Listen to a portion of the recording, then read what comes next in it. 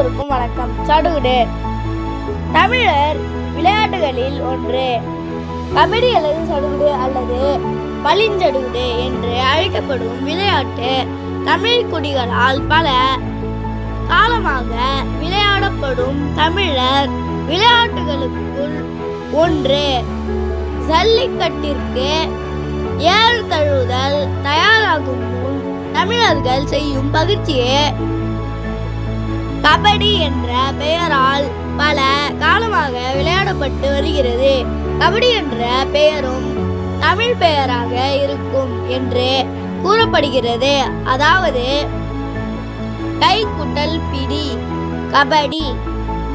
இது தெற்கு ஏசியா நாடுகளில் பரவலாக விளையாடப்படுகிறது. இவ்விளையாட்டு இரு அணிகளுக்கு இடையே நிகழும் ஆட்களை பிடிக்கும் ஒரு போட்டி.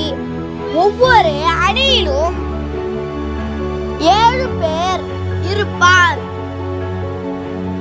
மொத்த விளையாட்டு நேரம் 40 மணித்துளிகள் நிமிடங்கள். இவ்வட்டம் விளையாட வேறும் நீர்மான காடுகளும் இடம் இருந்தால் போதும். இந்த ஆடுகளத்தை ஒரு நடுக்கோட்டால் இரண்டாக பிரித்து ஒரு பக்கத்து ஒரு அணியாக இரு அணியினரும் இருப்பார். ஆட்டக்காரர்கள் இப்பொழுதும் புற எல்லை கோடுகளை தாண்டி செல்லலாகாது. இவ்விளையாட்டுக்கு ஒரு நடுவரும் தேவை.